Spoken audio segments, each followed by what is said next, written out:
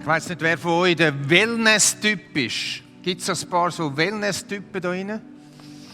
Ja, ein paar, he? Ich überhaupt nicht. Ich weiss auch nicht. Es ist so, ja. Aber wir haben heute Morgen und die ganze Serie sind wir in einer Geschichte rein, von 2 Leuten, die auf einer Straße gelaufen sind, von einer Stadt zu einem Dorf. Die Straße war 11,5 Kilometer lang und das Dorf heisst Warme Quelle. Also man kann davon ausgehen, dass die einen gedacht haben, die gehen jetzt betteln und sprudeln. Aber wie es bei uns auch ist, nicht jeder, der geht Wellnessen, dem ist es zu Mut oder so zum Betteln und Sprudeln, sondern mehr zum Davonlaufen. Diese zwei nämlich auch von Jerusalem unterwegs sind zu dem Dorf Warme Quelle. Sie waren überhaupt nicht ums Betteln und Sprudeln müde gewesen. Sie hatten ja geplatzte Träume gehabt. Sie hatten bitter enttäuschte Hoffnung gehabt. Und so war eben das keine Wellnessstraße, sondern es war der Highway von der Enttäuschung. Weg von Jesus, der ja gestorben ist, hin wieder ins Alte hinein, wo sie mal hergekommen sind. Sie waren so sehr irritiert gewesen, dass sie zwei nicht gemerkt haben, dass der Jesus eigentlich neben ihnen läuft. Dass er sogar mit ihnen redet, dass er auf der Seite ist. Dass er ihnen erklären will, was passiert ist in Jerusalem mit dieser Kreuzigung. Ihnen will erklären, dass er lebt. Aber sie sind so enttäuscht gewesen. Und in der Bibel heißt Lukas 24,16: Doch es war, als würden ihnen die Augen zugehalten, sie erkannten ihn nicht. Jetzt, was ist gemeint mit den Augen zuhalten? Wir können das übersetzen in der heutigen Zeit. Wir versuchen es. Wir könnten sagen, der Blick von diesen Leuten, von den 2 Leuten, war vernebelt gewesen. Manchmal ist ganz ein feiner Nebel, also ein feiner Schleier, oder? Ja, ich dachte, ich muss euch das ein bisschen zeigen, dass es nie mehr vergessen. Manchmal ist es aber nicht nur ein feiner Schleier, manchmal ist es auch eine dicke Nebelsuppe, wo uns den Blick auf Christus Jesus nimmt. Auch wenn er neben uns ist, auch wenn er mit uns ist, der Blick ist vernebelt. Wir sind irritiert. Wir hocken in dieser Herbstsuppe rein. Und das hat mein Herz so bewegt, als ich über das nachgedacht habe, wie die verschiedenen Nebel- und Herbstsuppen heissen, wo wir vielleicht drin hocken. Es sind Enttäuschungen durch das eine. Enttäuschung über uns selber, Enttäuschung über andere, Enttäuschung über das, was wir gebetet haben, nicht passiert ist. Das heisst bei diesen 2 Menschen, die da gelaufen sind, wir aber hofften, also Vergebung gehofft, Nebel. Brüche im Leben, so Nebel. Krankheiten. Aber auch Erfolg kann deine Sicht auf Christus Jesus vernebeln. Seht ihr mich noch? Gut, die einen sehen es noch. Aber ich habe etwas anderes gedacht in der Vorbereitung. Und zwar ist es die Irritation über die Bodentruppe von Jesus, die ihm die Sicht auf Jesus vernebeln kann. Gerade in der jetzigen Zeit, oder? Ich bin dafür, ich bin dagegen, ich bin dasselbe, ich bin jenste, ich bin dort, ich bin da und so weiter. Und oft werden die Sachen so gehässig so gebraucht. Und Freunde, müssen aufpassen, dass uns die Zeitthemen, die wir im Moment haben, nicht unsere Sicht auf Christus, Jesus vernebeln. Kannst du ruhig noch ein bisschen bringen von dem Zeug. Verstehen ihr? Und dann lese ich wieder die Zeitung und sehe wieder die Story von irgendwelchen Bodentruppen, die versagt haben, wo man dann so aufhängt dran und gesagt haben, gesehen, Freikirchen haben auch keine Ahnung, passiert auch nichts und überhaupt. Das vernebelt. Das enttäuscht. Das vernebelt die Sicht auf den Jesus. Plötzlich redet man nur noch über Zeug, wo es gar nicht um den Jesus geht. Könnte es sein, dass ein Durcheinanderbringer, das ist einer der Namen von dem, Durcheinanderbringer, gerade dran ist, Nebelschwaden aufziehen zu lassen, um uns eben den Blick zu verhindern. So sehr, dass wir Christen in der Nebelsuppe hocken und den Jesus nicht mehr sehen.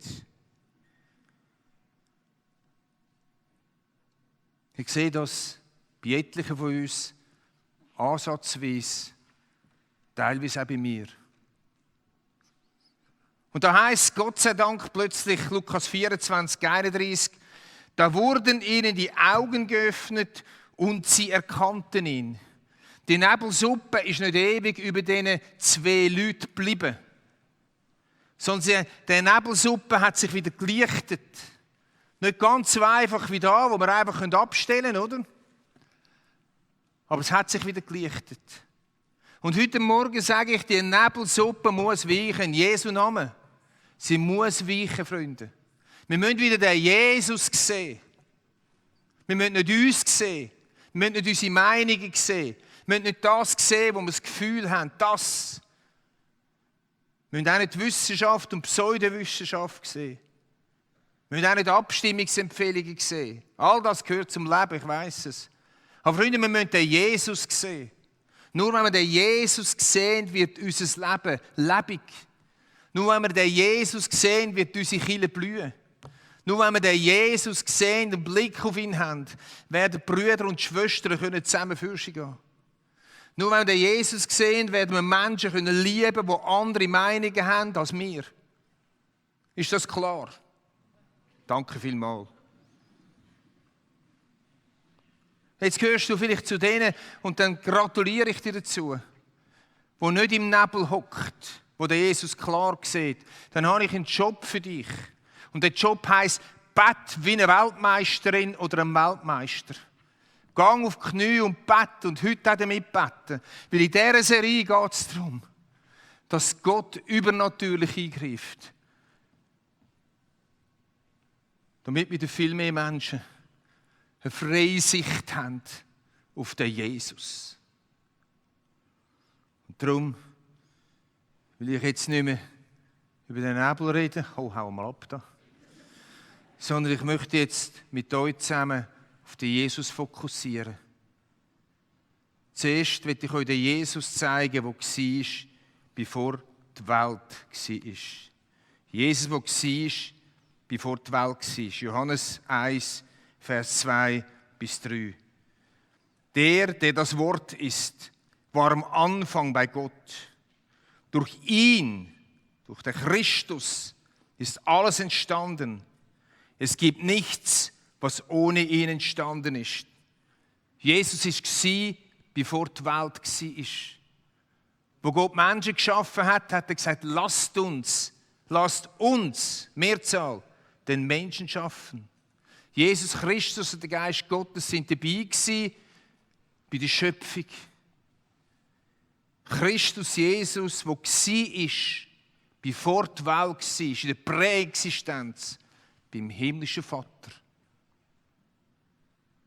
Jesus Christus, der war, ganz Mensch. Auch wieder Johannes 1,10. Er war in der Welt, aber die Welt, die durch ihn erschaffen war, erkannte ihn nicht. Er kam zu seinem Volk. Christus hat Herrlichkeit, Präexistenz, die Atmosphäre von der Anbetung, die Atmosphäre von der Reinheit, die Atmosphäre von der vollkommenen Gemeinschaft mit seinem himmlischen Vater und dem Heiligen Geist und dem Worship vor dem Thron hat er verlassen. Jesus ist ganz Mensch geworden. Er ist zu seinem Volk gekommen. Jesus ist ein Mensch geworden, der der Präexistenz war beim Vater. Der Schöpfer Gott war, mit dem Heiligen Geist und mit dem Vater zusammen. Er hat den Himmel verlassen. Er ist auf die Welt gekommen, er ist ganz Mensch geworden. Er hat geeinigt, wie die einen davon jetzt gerade vorhin schon gesehen. Er hat predigt, er hat gelacht, er hat geschwitzt. Er war auf der Schnur. Er hat Mitleid gehabt. Er ist verlassen worden. Er ist geplagt worden. Er ist verraten worden. All das, was wir Menschen erleben, hat der Christus Jesus mitgemacht. Er hat die Herrlichkeit verlassen.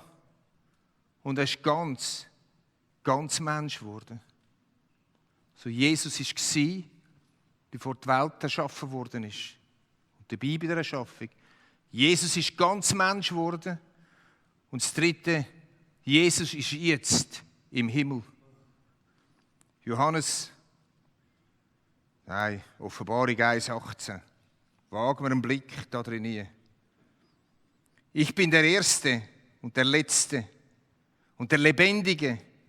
Ich war tot, aber jetzt lebe ich in alle Ewigkeit. Und ich habe die Schlüssel zum Tod und zum Totenreich. Verstehst du? Der Christus, der ganz Mensch war, ist jetzt im Vater im Himmel. Und wir beten nicht mehr den Jesus an am Kreuz, sondern wir beten jetzt den auferstandenen Christus, Jesus, den Herrlichen an. Und wir gehen drin hinein und wenn wir anbeten, dann stimmen wir ein in die Anbetung vom Himmel. Wir beten den auferstandenen, herrlichen Christus an, der auf dem Thron sitzt, zur Rechten vom Vater im Himmel. Kleiner Ausschnitt, Offenbarung 5, ab Vers 11, da habe ich keinen Text dazu. Dann sah ich, sagte Johannes auf Patmos, dann sah ich eine unzählbar große Schar von Engeln, Tausendmal Tausende und Zehntausende mal Zehntausende. Stell dir das vor, eine riesige Sache im Himmel. Sie standen im Kreis rings um den Thron, um die 4 lebendigen Wesen und um die Ältesten. Und ich hörte, wie sie in einem mächtigen Chor sangen, würdig ist das Lamm, das geopfert wurde, Macht und Reichtum zu empfangen. Weisheit und Stärke, Ehre, Ruhm und Anbetung. Und alle Geschöpfe im Himmel und auf der Erde, unter der Erde und im Meer, alle Geschöpfe im ganzen Universum, hörte ich mit einer Stimme sagen und rufen, Anbetung, Ehre, Ruhm und Macht für immer und ewig dem, der auf dem Thron sitzt und dem Lamm. Das geht jetzt ab im Himmel, Freunde. Christus Jesus, der im Himmel ist. Manchmal sind wir zu fest fokussiert auf den irdischen Jesus, auf den, der gekommen ist, das ist auch wichtig. Aber dann gilt unser Fokus, den Kopf zu lupfen und zu sagen, es gibt mehr. Es gibt viel mehr als die Erde. Es gibt mehr als der Christus am Kreuz. Es gibt mehr als das Elend. Es gibt den auferstandenen Christus in der Offenbarung. Lesen wir, wie gewaltig, dass uns der Jesus vor Augen geführt wird. Und wir lesen, wie er dann einfach angebetet wird. Wie die 12 Ältesten, die Würdenträger im Himmel, sich niederwerfen vor dem Vater und dem Sohn, ihre Kronen abziehen und ihn anbeten. Zusammen mit den Cherubim, mit den Thronengeln. Zusammen mit der ganzen Schar aus allen Nationen und allen Sprachen. Freunde, das ist mehr. Du hast viel mehr. Das Letzte noch da drin. Jesus ist der, der wieder wird kommen in Herrlichkeit. Apostelgeschichte 1,11. Dieser Jesus, der aus eurer Mitte in den Himmel genommen worden ist, wird wiederkommen, und zwar auf dieselbe Weise, wie ihr ihn habt gehen sehen. Was sagen die Engel, wo die Jünger so in den Himmel anschauen, bei der Himmelfahrt von Jesus, sagen, jetzt hört auf, schauen. Komm, packen an, geht jetzt. Aber der wird wiederkommen. So wie ihr ihn gesehen habt in den Himmel fahren, so wird er wiederkommen. Und die Schrift bezeugt uns. Zacharia und jenste andere Propheten. Aber Jesus selber, dass er wieder wird kommen und seine Herrschaft wird aufrichten auf dieser Erde. Was für Aussichten. Dann, wenn Gott bei den Menschen wohnt, wenn Christus bei uns Menschen wohnt, was für eine Zeit wird das sein? Ich habe manchmal Angst, dass wir viel zu kurz denken von Jesus. Der Nebel ist immer da im Raum, oder? Der Nebel.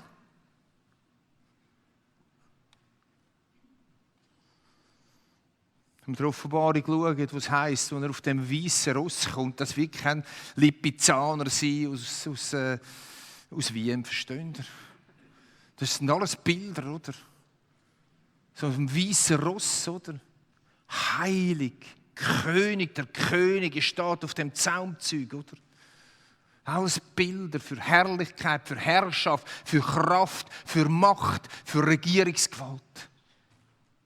Also wir haben bis jetzt 4 Sachen. Jesus, der war, wie vor der Welt war und bei der Schöpfung. Jesus, der war, ganz Mensch auf dieser Erde. Jesus, der ist im Himmel. Und Jesus, der wieder wird kommen in Herrlichkeit. Was für ein Jesus.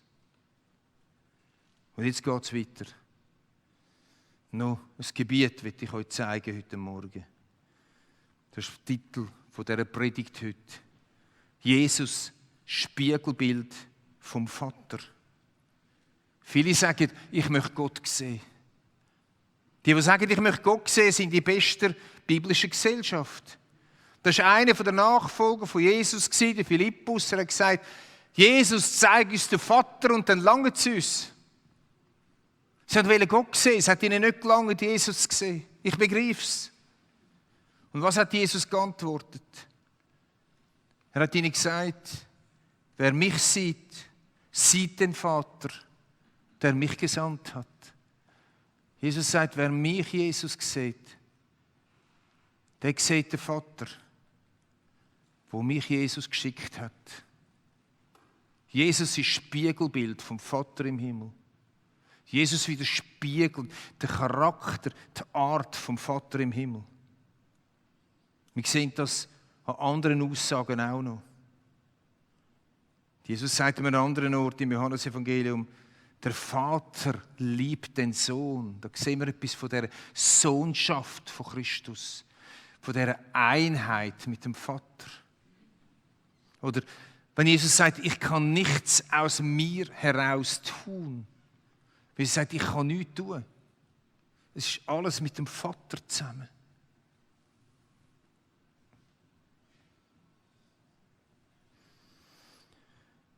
Oder wenn Jesus etwas anderes sagt, immer im Johannesevangelium, meine Lehre ist nicht von mir, sondern von dem, der mich gesandt hat. Jesus hat nicht eine neue Lehre gebracht. Jesus hat nicht etwas Eigenes gebracht, sondern er sagt, die Lehre, die ich bringe, die ist vom Vater. Ich bringe euch den Vater im Himmel. Ich zeige euch, was wahre Vaterschaft ist. Ich zeige euch, wie der Vater im Himmel tickt, wie sein Herz wirkt, wie er denkt, wie er handelt, wie er redet. Oder noch zum Nachdoppeln, Johannes 8,16. Denn ich bin nicht allein, sondern ich und der Vater. Er und der Vater. In einer vollkommenen Harmonie. Deckungsgleich. Eben Christus Jesus, Spiegelbild vom Vater. Und noch zum Schluss von dem Reigen, von diesen Aussagen im Johannesevangelium, wo Jesus sagt, der mich gesandt hat, ist in mir. Der Vater, der mich gesendet hat, ist in mir. Durch den Heiligen Geist natürlich. So eins sind Jesus und der Vater. Und so sehr können wir, wenn wir Christus Jesus sehen in der Bibel, in den Evangelien, wie er den Menschen begegnet ist, wie er gehandelt hat, wenn wir seine Demut sehen, wenn wir seine Langmut sehen, haben wir seine Tränen gesehen, haben wir sein Warten gesehen, haben wir sein Reden mit der Ehebrecherin gesehen, haben wir einem Hochzeit gesehen, wie er aus Wasser Wein macht. Geht's noch? Das ist der Vater.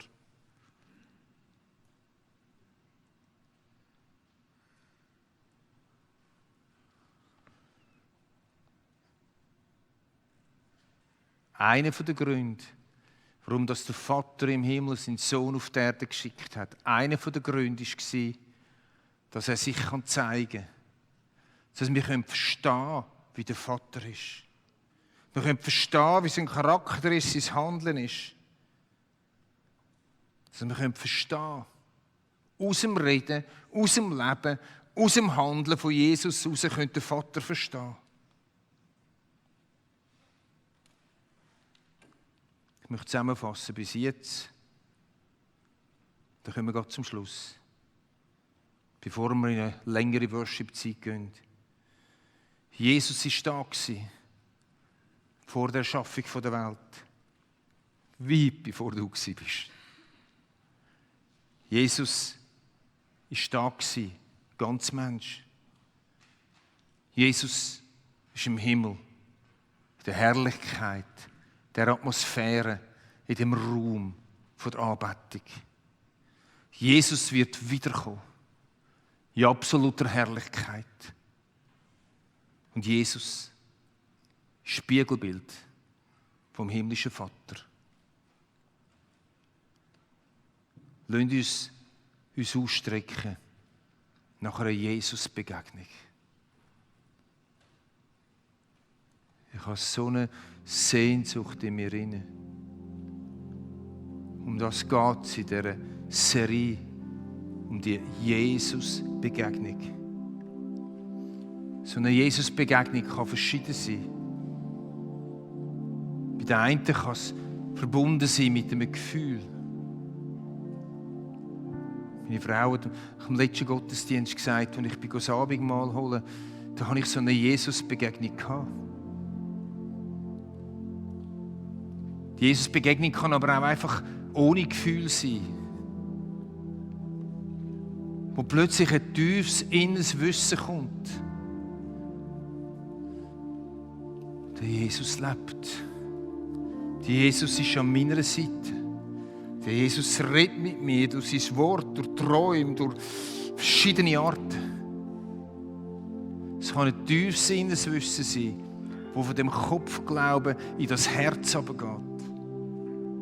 Du musst nicht zu dir selber finden, sondern du musst zu Jesus finden. Deine Probleme sind nicht gelöst, wenn du ein bisschen mehr Geld oder eine andere Familie oder weiss ich was hast. Sie sind auch noch nicht gelöst, wenn du Jesus kennst. Aber es ist ein anderes Leben. Das Leben mit einer Aussicht auf die Ewigkeit. Und das Leben aus dieser Gewissheit heraus, der Jesus ist mit mir. Das gibt so eine Ruhe und so eine Sicherheit.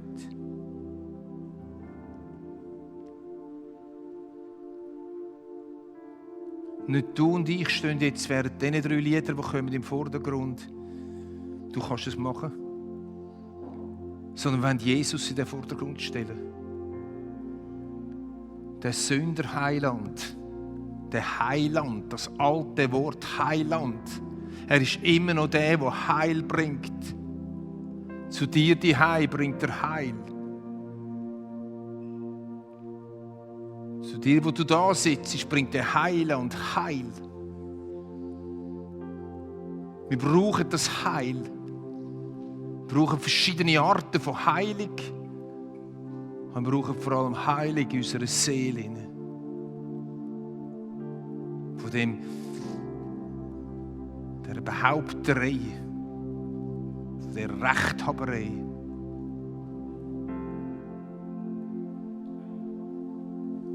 Rechthaberei Beziehungen, behauptige Beziehungen.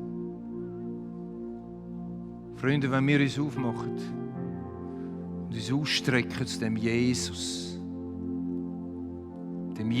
begegnet, dann fängt Neues an. Dann. Nicht ein bisschen frömmer. Schön, ein bisschen mehr beten, ist richtig. Aber du musst dem Jesus begegnen. Und ich muss dem Jesus begegnen. Welche Art auch immer, wie er mir will begegnen. Ich will jetzt beten, dann gehen wir in die Zeit, wo wir einfach da sein wollen. Es ist eine heilige Zeit. Es gibt die Möglichkeit, diesen Sonntag, nicht wie das letzte Mal, dass alle zum Abendmahl rausgehen, sondern viele Menschen können einfach auch mehr in die Gegenwart von Jesus eintauchen, da in den Parkarena durch Worship. Da gibt es vielleicht auch ein paar, wo eher durchs Abendmahl eintauchen können. Dann könnt ihr auch zu Türen aus, draussen gibt es Abendmahl und wieder reinkommen, wie wir es sonst da vorne hatten. Aber die Mehrheit von euch wird wahrscheinlich da bleiben und einfach in die Anbetung reinkommen. Ihr könnt auch durchgehen fürs Gebet, sehr gern. Da in der Parkarena oder daheim haben wir auch Gebetsmöglichkeit über eure Page, die ihr offen habt. Ich möchte noch eine Challenge geben. Vielleicht willst du es mal probieren, wenn du es sonst nicht machst, während der Anbetung. Mal deine Hände ausstrecken. Du kannst es auch hier unten, wenn es unangenehm ist, deine Hände ausstrecken. Ich merke manchmal, wie mir das hilft. Wenn ich meine leeren Hände anhebe und sage, Jesus, meine Hände sind leer. Und sie sind offen. Sie sind nicht verkrampft. Sie sind nicht zu. Sie sind nicht anklagend. Sie sind nicht festhebend. Sie sind nicht ängstlich. Sondern meine Hände sind offen, um zu empfangen von dir, Jesus. Und die Serie wird nochmal 2 Sündige haben. Jeden Sonntag eine andere Art von dem Jesus. Jeden Sonntag das Ausstrecken nach dieser Begegnung. Was unterscheidet uns sonst von irgendeiner Versammlung? Nichts. Aber das, die Christus-Jesus-Begegnung, die Gegenwart vom Lebendigen unterscheidet uns. Bitte steht auf fürs Gebet.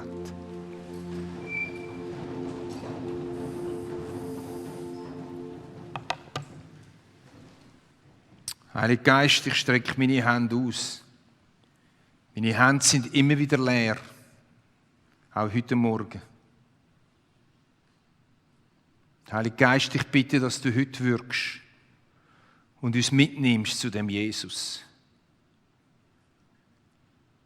Ich kann ihn zwar vorstellen, den Jesus, aber die Begegnung machst nur du. Das heisst, Jesus hat gesagt, er schickt dich auf die Erde, damit du, Geist Gottes, uns den Vater und den Sohn gross machst. So lade ich dich ein, Heiliger Geist. Und so sage ich dir, Jesus, wir wollen dir begegnen. Es muss nicht ein Gefühl sein. Aber einfach nochmal, dass der Nebel sich löst. Was immer für Namen der Nebel heisst. Über Enttäuschung heisst, über Streit heisst, über Rechthaberei heisst. Loslassen. Ich glaube, dass uns Jesus will sagen, du kannst mich erst empfangen, wenn du loslässt. Ich glaube, das ist jetzt wichtig für die Zeit, die kommt, denkt es mir. Eben, das wäre das mit den symbolischen oder wirklich offenen Händen. Du kannst Jesus nur empfangen, wenn du loslässt. Deinen Ärger loslässt. Das weiss sich, was loslässt. Deine Erwartungen vielleicht auch loslässt. Loslassen. Im Loslassen kann man empfangen und dann reich heimgehen.